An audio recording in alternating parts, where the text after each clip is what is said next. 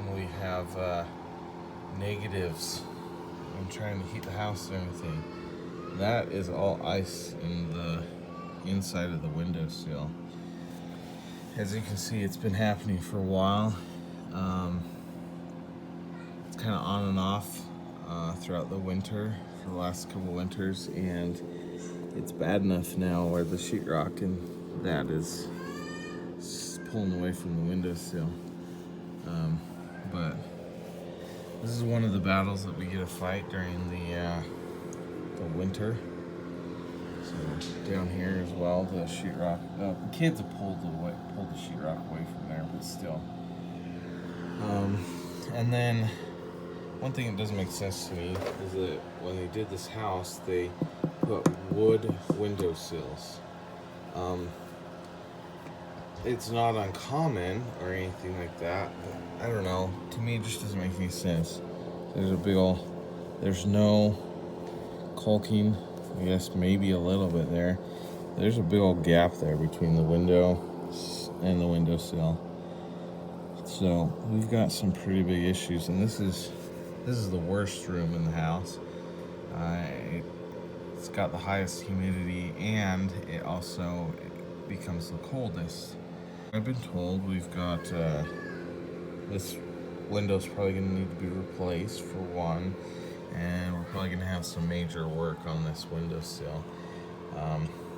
Hopefully the damage and that isn't too bad underneath this and back behind. We have a wood stove, and I think part of what's going on is the wood stove is pulling the cold air from this windowsill, and we're getting some heat loss through here, which is causing the icing and everything. We have a heater here trying to heat things up so that we can defrost the window and get it cleaned up, and then try and put some one of those plastic things around the window to try and insulate it better. But yeah, this is by far the worst window. Almost all the windows ice up a little bit, but not near as bad as this. We literally will get, and this is a lot better than it was. We had ice clear up here, just a whole shelf of ice on the window. So this is much better than it was, but it is still a big problem. So anyway, if any of you guys have any better information or anything, any suggestions, go ahead and leave us a comment or message us. I've been looking, and I don't know, I've talked to a few different people, and I've heard it's kind of split. Some are saying, oh, this is just normal part of living in Alaska, and then I've had others that have said, no, you have some real issues, and that at minimum that window has to be replaced.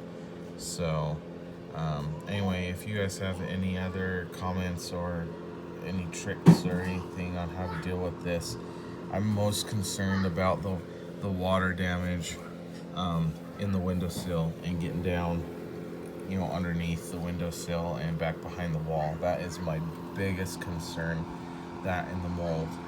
We're going to give this a shot, and we're gonna pop this windowsill.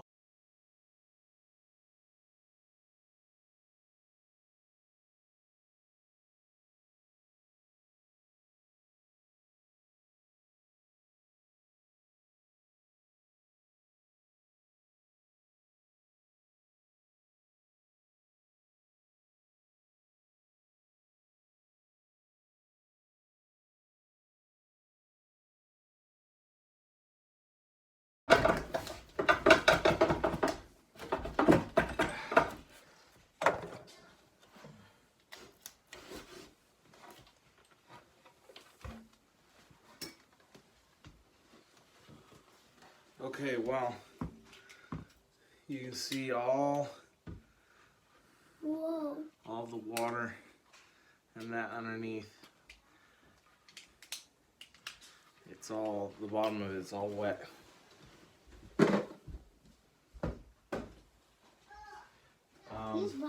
There's this foam here this insulating foam.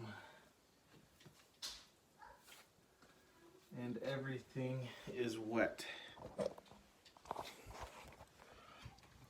Let's see, it's soaking wet. There. Really old. And this is all soaking wet and super soft. Whoa. Nails. Looks like the water's run down.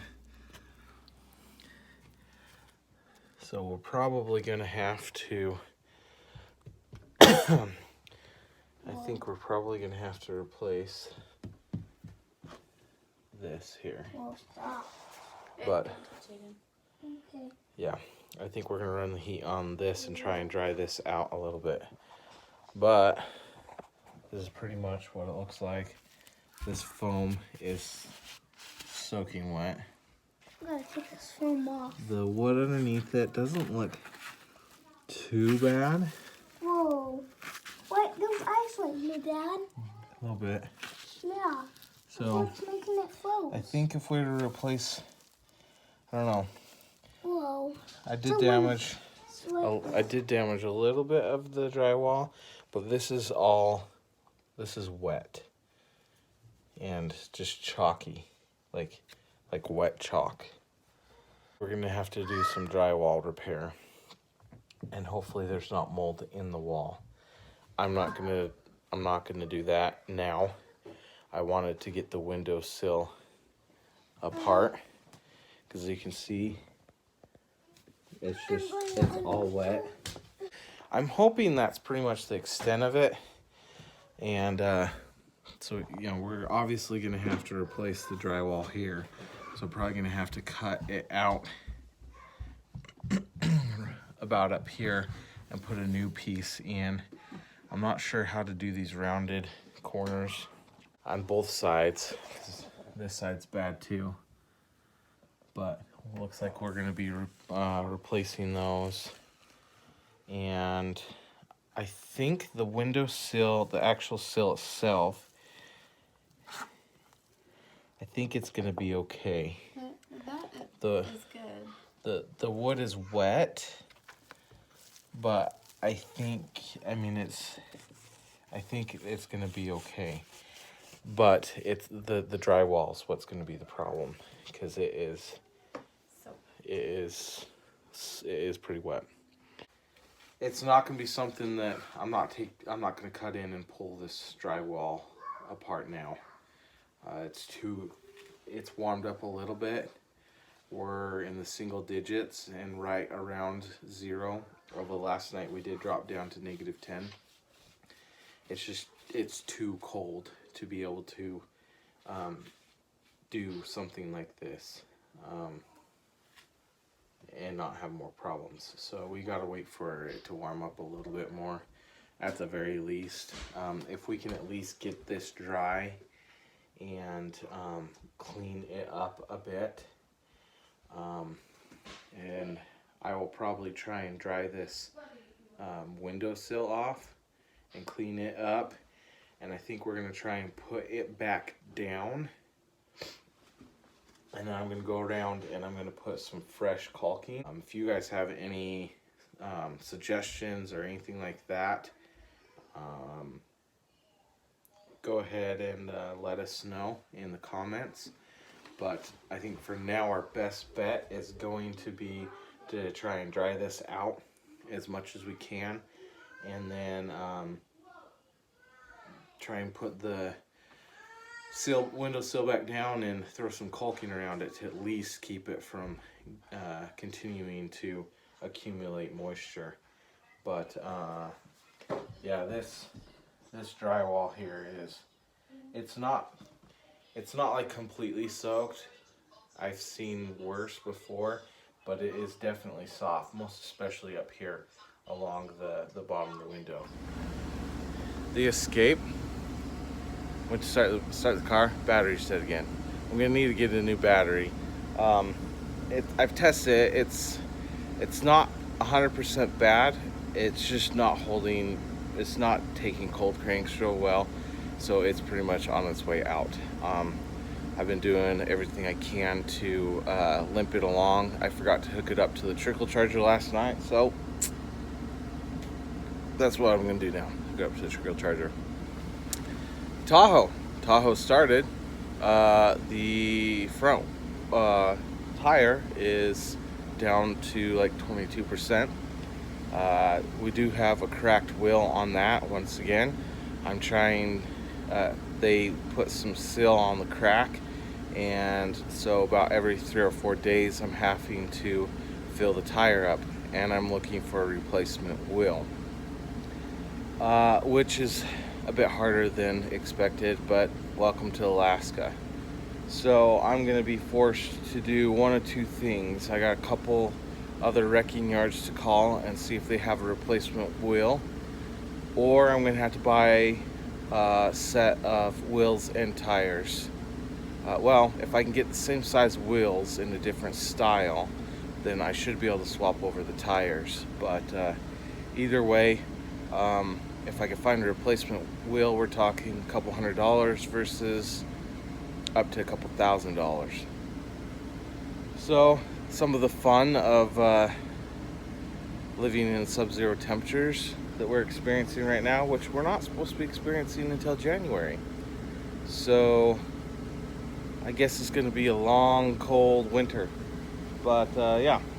And then animal waters. We're having to change the animal waters just about 3, sometimes 4 times a day, because with the sub-zeros, they freeze. So trying to keep all the animals hydrated is another one. The animals themselves are holding up pretty well, but the water doesn't hold up real well. So just trying to keep them hydrated is a bit of a challenge. So just kind of some of the fun that we get to experience.